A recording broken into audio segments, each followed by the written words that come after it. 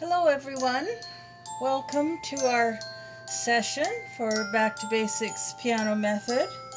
I'm Marlene Moore, your hostess for this half hour, and I'm the creator of the Back to Basics Piano Method curriculums, book 1 to 10, and we also have companion books, 12 more of those. Children love this method, so do teachers. Our piano method is based on love, achievement, freedom, fun. Love, achievement, freedom, fun. For the teacher, for the student, for the parent. We don't want piano lessons to be a nightmare or something unpleasant. We want them to be fun. We want the children to achieve, the teachers to achieve, the parents to feel that there is some kind of achievement going on. And we want freedom for everybody, the children, the teachers, the parents, and love. Mostly love, because that's when things really happen, is when we put love into all that we do. So many children hate to practice. Back to basic students don't, if we do it the right way. The books are fun. The teachers have told me that they love doing this, and I do too. You can get the books at jwpepper.com, myscore/Marlene Moore.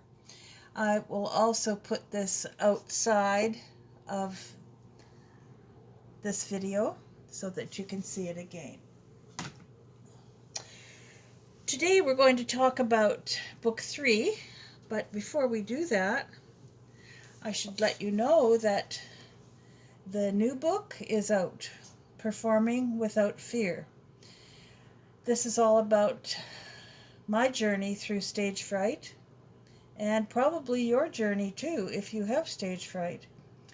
A lot of piano teachers have bought this book to help themselves as well as to help their students. It took me a year to write this book. It's a big one. It's a big long book published by J.W. Pepper. It has 220 pages, and the print is large. I don't know about you, but I'm at an age where I really like the large print, and that's what this is.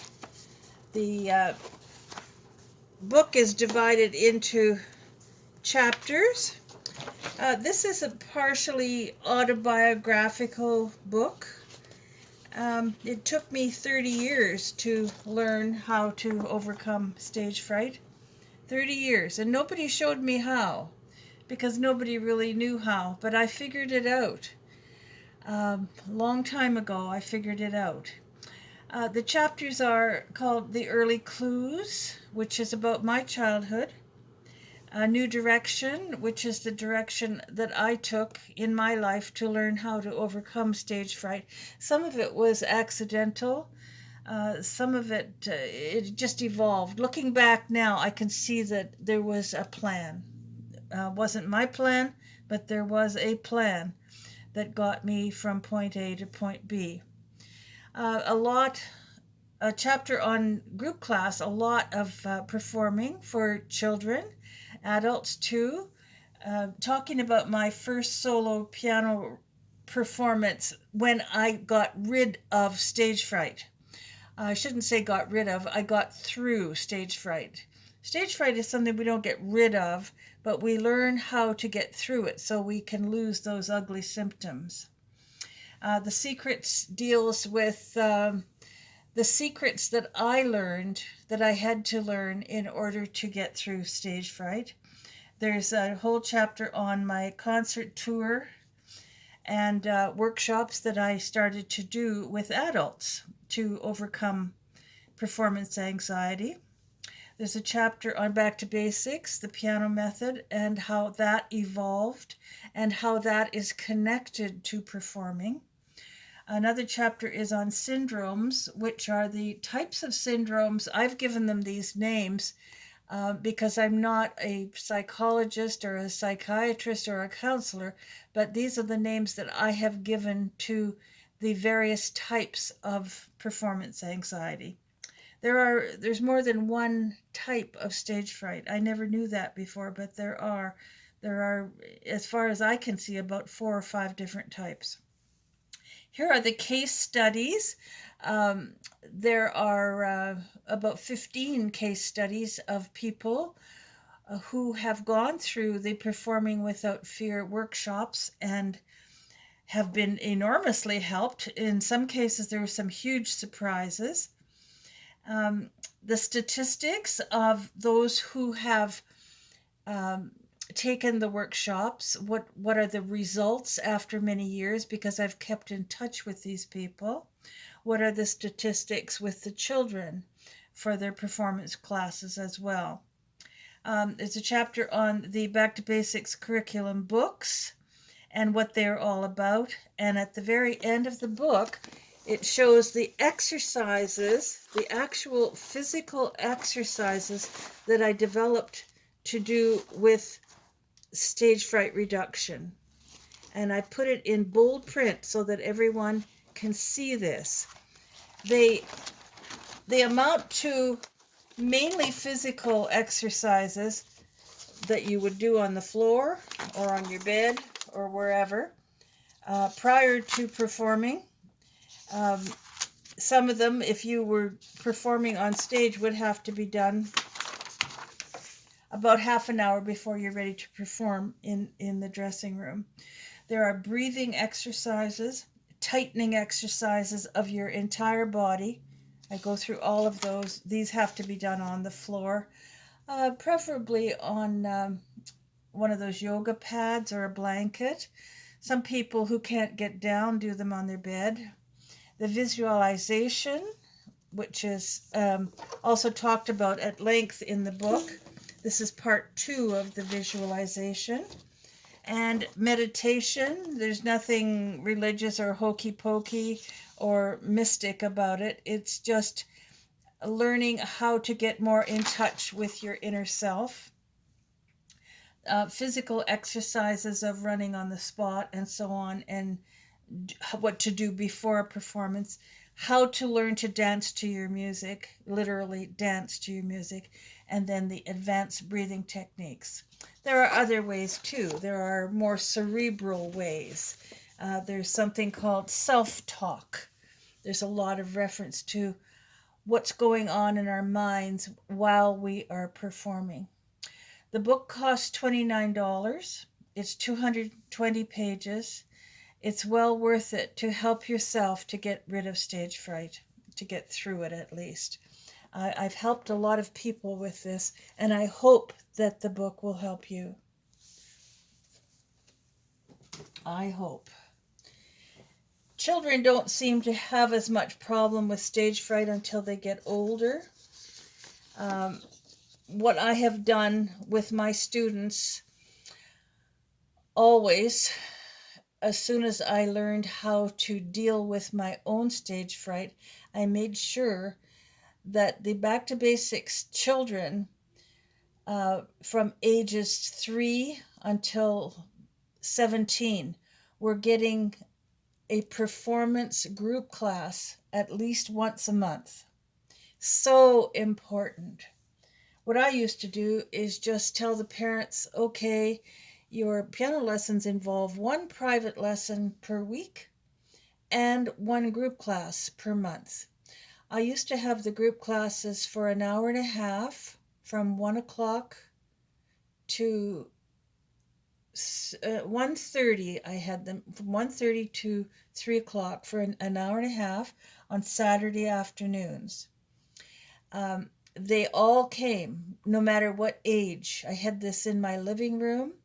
The children sat on beanbag chairs or cushions or pillows. The little ones sat on the floor on these pillows. The big ones sat on the chairs from my living room and dining room furniture. Parents said, did they have to come? And I said, yes, this is all part of it. Teaching a child how to play the piano is one thing.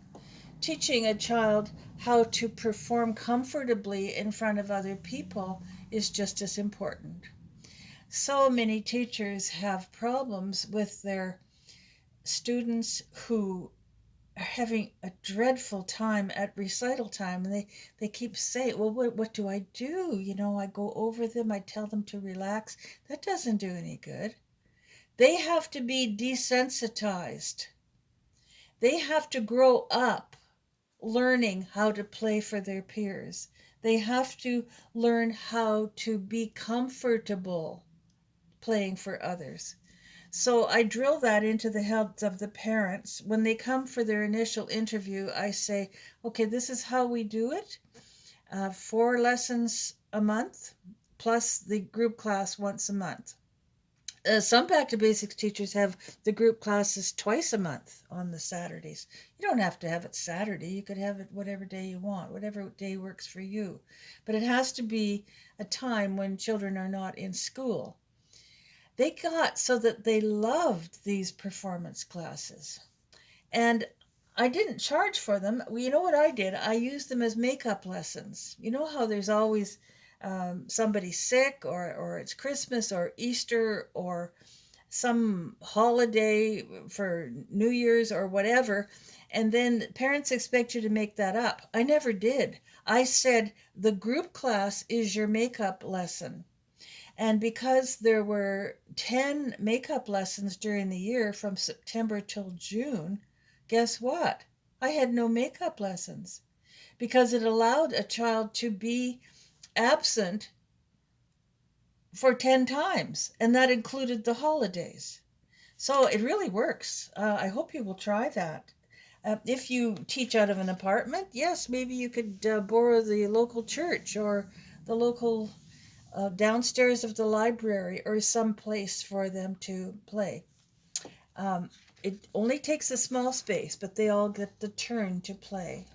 Anyway, let's get on with Back to Basics Piano Method, Book 3. Read the To the Teacher rote piece formula. The teacher plays, right? The student watches. The teacher plays the piece. The student closes his or her eyes. The student rides on the teacher's hand, and so on for the rote pieces. And then the sight reading formula, it says down here. Formula is a strong word, but it works. The students find out where the notes live on the piano, and then on to the staff. The first piece in Book 3 is Cuckoo.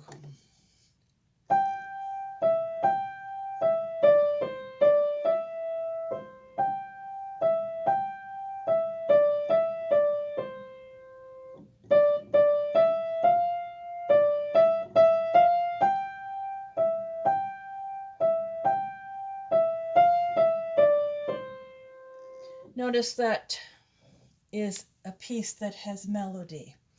If you look through books 1, 2, and 3, you're going to see what I was talking about in the other videos to do with the historical approach. In book 1, for the rote pieces, we're talking about beginning with rhythm.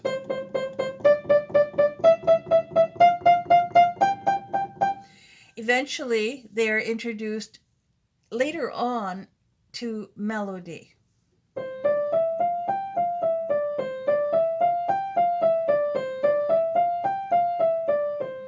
In book 2, it would be a little more complicated melody.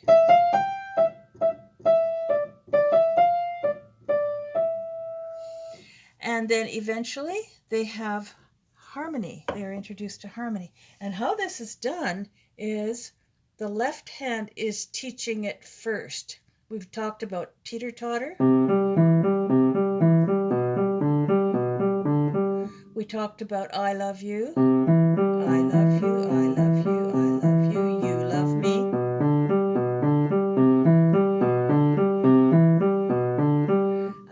Eventually, quite soon actually, they will get into the solid chord of C major, the triad. And then that changes to, in book 3, we are going to have and book 3 and 4, we're eventually going to have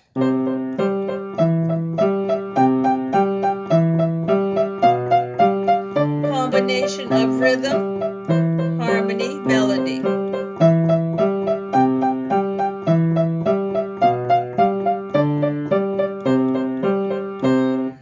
Or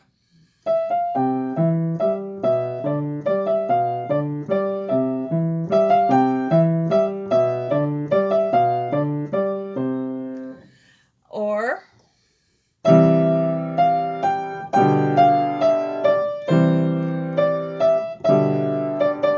and so on. So that is the historical approach for the rote pieces. Eventually, though, you won't be teaching by rote. Eventually, you will be showing these. We'll say, well, I know that note. That's a G. We know that one. Let's see if we can sight read this. Every child will be different, though. Some children would be ready for this in book 1, where it says rote piece, to just do it as a sight piece. They can do that. Or some children may not be ready till book 5. It depends on the child. So with the sight reading, we have learned identification through sound, finding the sound, and then the rhythm happens next, whatever that happens to be for the rhythm of the sight reading. And the third thing is that they're introduced to the symbols, the actual notation symbols. This is how it was done throughout history. And that is what the plan that I am following throughout all of the Back to Basics books. If you have questions on this, and it's very, very important, please ask me in the Back to Basics group. The Back to Basics Piano Teachers has a really interesting group on Facebook. If you're not part of that, I hope that you will join us. I'm going to pull this curtain just a little bit. It's kind of giving us a bit too much light here. Let's try that. Hard to know exactly where to put the lights. I'm learning. It takes a while. Okay. Don't forget these. You need piles and piles and piles of these. You're going to need those. And you're going to need these because this means step 1, step 2, step 3, which you will need today. You will also need to make a stop sign, maybe more than one stop sign. See these little red balls up here? That's what they mean. Stop. See down here? Stop, think, go. I colored them because I wanted you to see that it's like a traffic light. Red, amber, green. You can make a traffic light if you like, just 3 little guys like that. And children get used to that idea of stop, think, go. So we would have the first step. This would be step 1.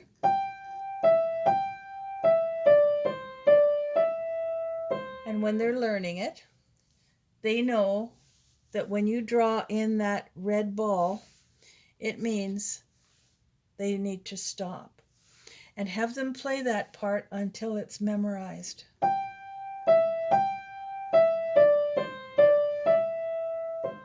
If you want, you can put a little 1, 2, 3, 4, or whatever you want to do. So they will know that's step 1, step 2, step 3, step 4, and so on. Play a little game with them. All right, we're ready for step 2. And you need a lot of repetitions of that. Don't just play it once. Play it 5 times.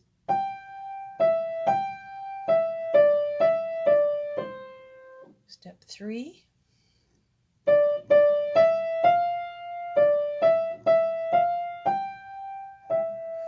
And so on. After they know these steps, say, okay, let's have a game. Choose a number. Choose any one you want. Okay, I have step 3. Where do we play that? How do we play that? What does it sound like?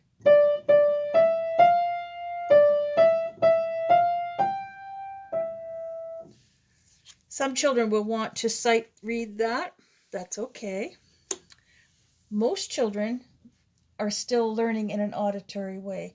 And of course, this depends on the age of the child. You know, these books were written for age 3, 4, 5 up to age 15. I've even used them on adults. They don't mind. I just say we have to learn the same way as a child does. I'm not going to talk about the sight reading today. I'm just talking about the rote pieces. And before I leave the word sight reading, don't forget we need one of those.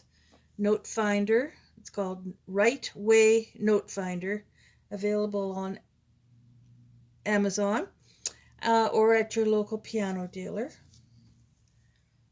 Very, very important. Alrighty. Lightly row. Here we go. That rhymes.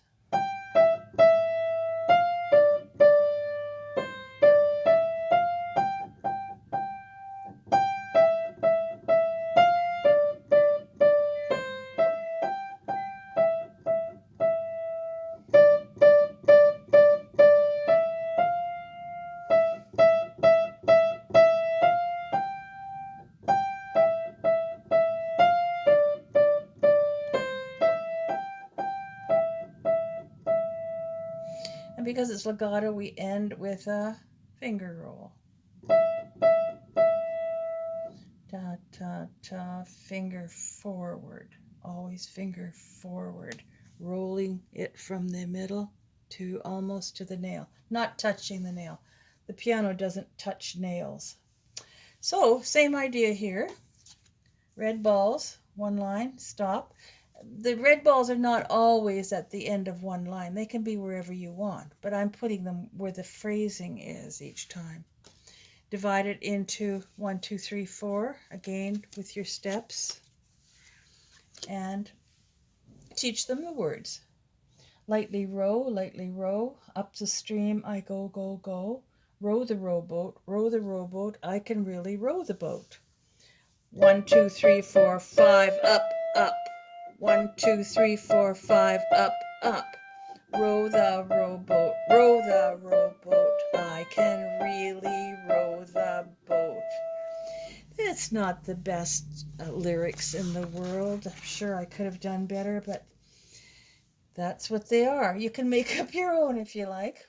The Farmer in the Dell is actually a rather difficult piece for this level, especially if you've got a 4-year-old.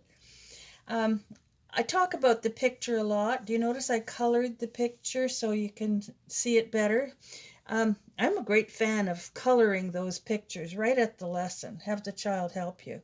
So there's the mother sheep, the baby sheep, a little newborn baby, the farmer, and he's digging away here. Here's his house, his barn, and no, it's not his house, that's his barn. There's his field. Here are the apples on the apple tree.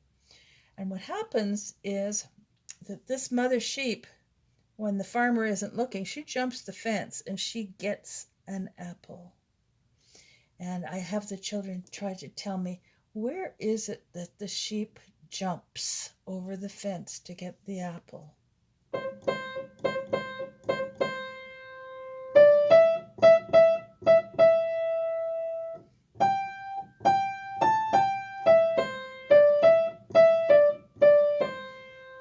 Did you guess?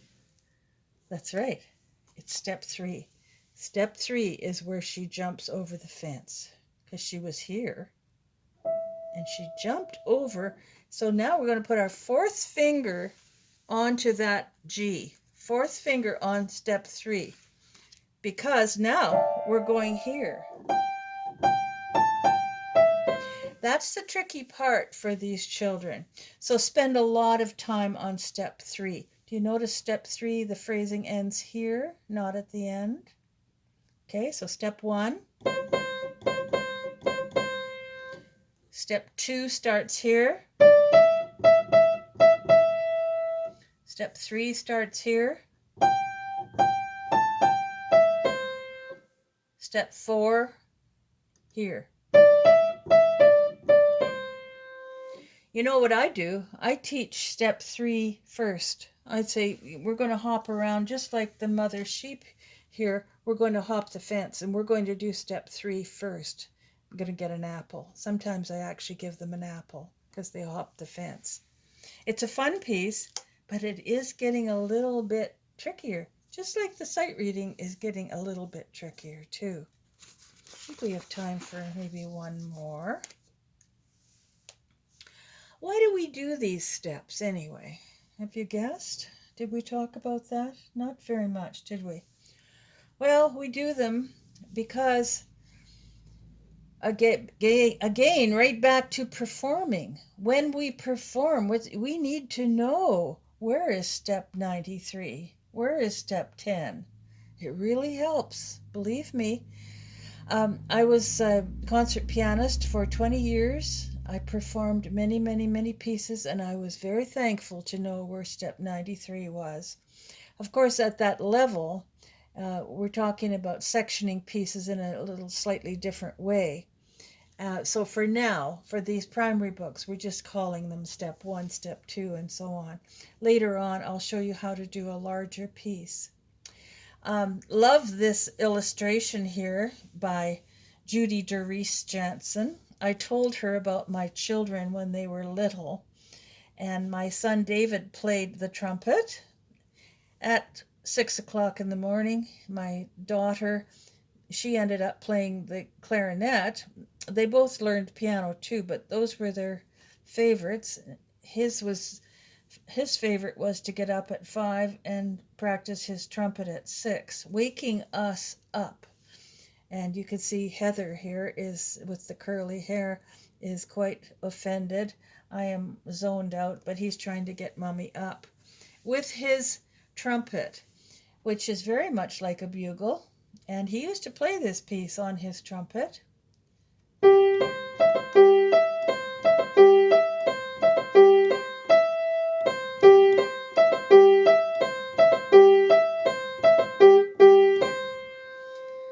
You better get up, you better get up, you better get up this morning. You'd better get up, you'd better get up, you'd better get up today.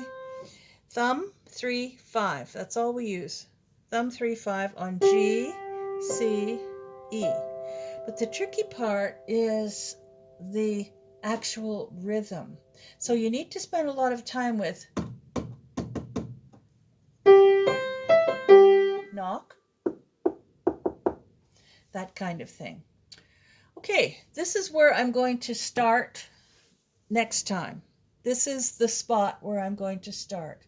In the meantime, if you're teaching this week, remember, see everything that the child does, diagnose carefully what the child is doing, but correct only one thing per piece. Only one thing at a time. Don't throw everything at them. Keep it uppermost in your mind that this is supposed to be fun, or forget it. See everything the child does. Diagnose everything carefully. Is it the rhythm that's all wrong? Is it the fingering that's all wrong? What is it? Diagnose carefully, but only talk about one thing. You can talk about more than one thing at a lesson, but correct only one thing at a time, and then have them do that. If the child is doing this, oh, and I have seen that, then you're going to have an awful lot of listening time, aren't you? Have the child look out the window. Have the child march. If he doesn't get that, break the step down further to this much. Sing it. You better get up. Whatever. Okay, we're running out of time here. I had fun today. Did you? I had a lot of fun today. I love doing these. I hope you do. I hope you like watching them too. Okay. Get your Performing Without Fear book. It will help you teaching your students. And I hope by now you've got books 1, 2, 3, and 4, because by the time we're finished here, we're going to be in book 4. Time is marching on very quickly. Okay, have a great couple of weeks. We'll see you soon. Bye for now.